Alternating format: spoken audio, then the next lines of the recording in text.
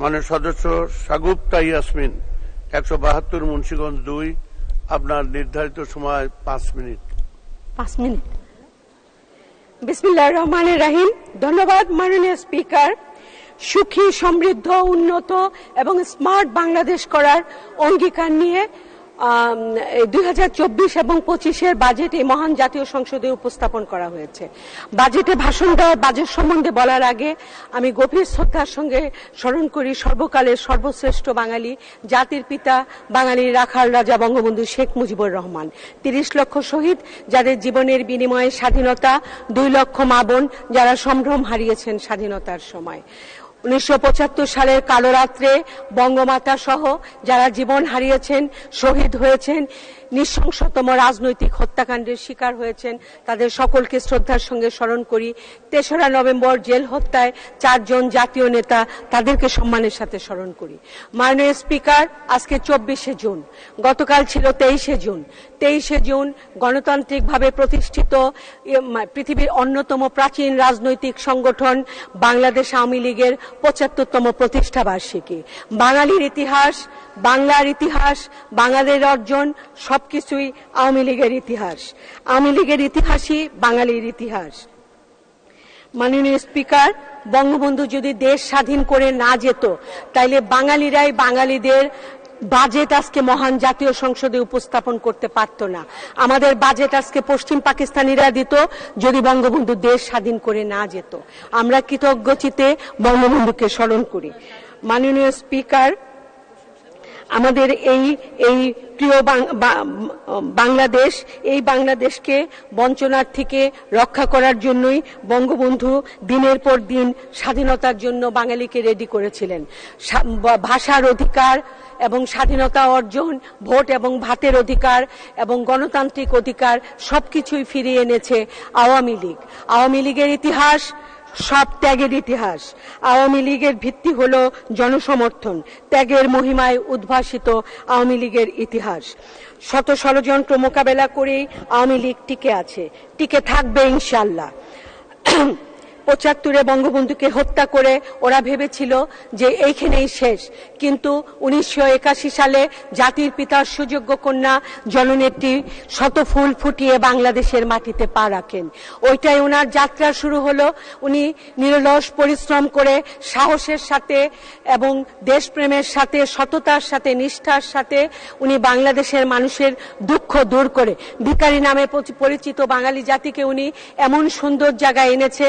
আজ আমরা উন্নয়নশীল একটা দেশ হিসাবে সম্মানের সাথে মাথা উঁচু করে পৃথিবীতে যে টিকে আছি, এটা সবই আমাদের জননেত্রী শেখ হাসিনার অবদান। মাননীয় স্পিকার, মাননীয় প্রধানমন্ত্রী দেশের জন্য যুগান্তকারী পদক্ষেপ গ্রহণ করেছে এবং এগুলি উনি বাস্তবায়িত করেছে।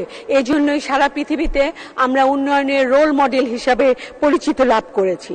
জিয়াউর রহমান গণতন্ত্রের নামে যেই সেনা শাসন এবং স্বৈরাচারী রাষ্ট্র কায়েম করেছিল, তার থেকে বাঙালিকে মুক্তি দিয়েছে আওয়ামী লীগ। জন্মের পর থেকে আওয়ামী লীগ লড়াই সংগ্রাম করেছে বাঙালির জন্য, বাংলাদেশের জন্য। বাঙালি জাতিকে স্বপ্ন দেখাতে শিখিয়েছে জননেত্রী শেখ হাসিনা। আমাদের আগে কোনো স্বপ্ন ছিল না, কিন্তু বাঙালি জাতি এখন অর্থনৈতিকভাবে মুক্ত হবে, আরো উন্নত দেশ হবে, এই স্বপ্ন জননেত্রী শেখ হাসিনা আমাদের দেখতে শিখিয়েছেন। প্রধানমন্ত্রী হিসেবে জননেত্রী শেখ হাসিনার অর্জন সীমাহীন। গোটা বিশ্বকে তাক লাগিয়ে নিজস্ব অর্থায়নে নির্মাণ করেছেন স্বপ্নের পদ্মা সেতু, ঢাকার বুকে metro rail, expressway, Chattogram Bangabandhu tunnel, পারমাণবিক বিদ্যুৎ কেন্দ্র নির্মাণ করে গোটা বিশ্বকে প্রধানমন্ত্রী শেখ হাসিনা দেখিয়ে দিয়েছেন বাংলাদেশ সব পারে, কেউ বাংলাদেশকে দাবায় রাখতে পারবে না ইনশাআল্লাহ। মহাকাশে ঘুরছে বাংলাদেশের নিজস্ব স্যাটেলাইট, এইটাও আমাদেরকে গৌরবান্বিত করেছে। আমাদের গ্রামগুলি, মাননীয় স্পিকার, এখন শহরের সমস্ত সুযোগ সুবিধা ভোগ করছে। আপনি দয়া করে আমাকে একটু সময় বাড়িয়ে দিবেন। নারীর ক্ষমতায়নে, সিদ্ধান্ত গ্রহণ প্রক্রিয়ায় এবং জেন্ডার সমতায় বাংলাদেশ আজ বিশ্বের বিস্ময়। এই সবকিছু সম্ভব হয়েছে আমাদের নেত্রীর জন্য। সরকারি চাকরিতে আজ 29% নারী আছে, রাজনীতিতে নারী আছে, সকল ক্ষেত্রে নারীরা কাজ করে যাচ্ছে ইনশাআল্লাহ জননেত্রী শেখ হাসিনার সহযোগিতা নিয়ে। মাননীয় স্পিকার, একটু সময় বাড়িয়ে দিবেন। নিরাশ্রয় আর ভূমিহীন মানুষের আশ্রয়ের নাম শেখ হাসিনা। এই পর্যন্ত তিনি 8,62,904টি পরিবারকে পুনর্বাসিত করেছে। ওনার যত্নের ফলে কমেছে মাতৃ সদস্য 2 মিনিটে শেষ করুন অনুগ্রহ করে। দেন মাননীয় স্পিকার, 3 মিনিট। মাতৃকালীন ভাতা পাচ্ছে 16,55,280 জন। 29 লাখ প্রতিবন্ধীকে ভাতা দেওয়া হয়েছে। সামাজিক সুরক্ষা বাবদ 1,26,272 কোটি টাকা উনি বরাদ্দ দিয়েছেন। মাননীয় স্পিকার, মোট বাজেটের 17%-এরও বেশি এইটা। সামাজিক নিরাপত্তা বেষ্টনী বাড়ানোর কারণেই আমাদের তৃণমূলের দারিদ্রতাটা কমে আসছে। এখন ফকির নাই, এখন এলাকায় মানুষ না খেয়ে আছে এমন নাই, মানুষের পেটে খাবার আছে, গায়ে কাপড় আছে, সবই জননেত্রী শেখ হাসিনার অবদান। সীমাবদ্ধতা সত্ত্বেও দেশীয় শিল্পের সুরক্ষার ক্ষেত্রে হয়েছে প্রশংসনীয় পদক্ষেপ গ্রহণ করা হয়েছে। মাননীয় স্পিকার, আমি আমার এলাকা সম্বন্ধে একটা কথা বলতে চাই। আমাদের নদী ভাঙ্গা এলাকা লোহজং টঙ্গিবাড়ি উত্তাল পদ্মা নদীর তীরে অবস্থিত। এখানে প্রচন্ড নদী ভাঙ্গা আছে। আমি এখানে মাননীয় পানি সম্পদ মন্ত্রী আছে। পদ্মা সেতু যখন হয় তখন পদ্মা সেতুর উইং ওয়াল 12 কিলোমিটার হয়েছে দক্ষিণ সাইডে, আর উত্তর দিকে হয়েছে 2 কিলোমিটার। আমি আপনার কাছে বিনীত অনুরোধ করব আপনার মাধ্যমে সংশ্লিষ্ট মন্ত্রণালয়গুলি যাতে দ্রুত আমাদের এই নদী শাসনের ব্যবস্থা করে, আর না হলে দ্রুত নদী ভেঙে ভেঙে বঙ্গবন্ধু এক্সপ্রেসওয়ে মানে ঢাকা মাওয়া সড়কটাকে ধরে ফেলবে। তখন 10-20 হাজার কোটি টাকা লাগবে। এখন 2-2.5 হাজার কোটি টাকা হলেই এই কাজটা হয়ে যায়।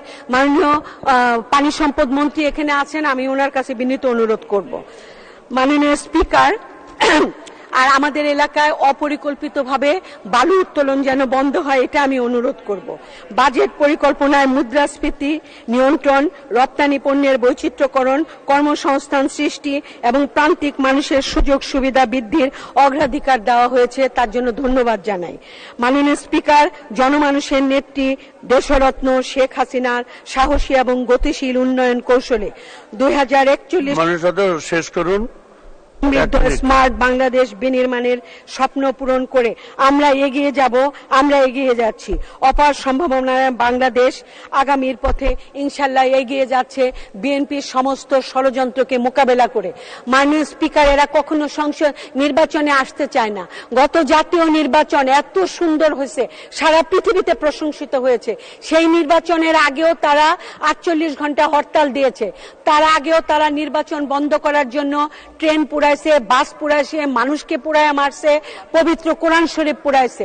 এমন একটা রাজনৈতিক দলকে মোকাবেলা করে জননেত্রী শেখ হাসিনা এই দেশের মানুষের মুখে হাসি ফুটানোর জন্য জাতির পিতার দেওয়া এই স্বাধীনতাটাকে দুঃখী মানুষের মুখে হাসি ফুটানোর জন্য জননেত্রী শেখ হাসিনা কাজ করে যাচ্ছে।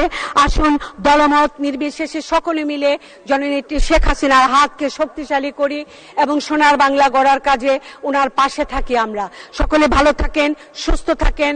জয় বাংলা। ধন্যবাদ মাননীয় সদস্য, আপনাকে অসংখ্য ধন্যবাদ।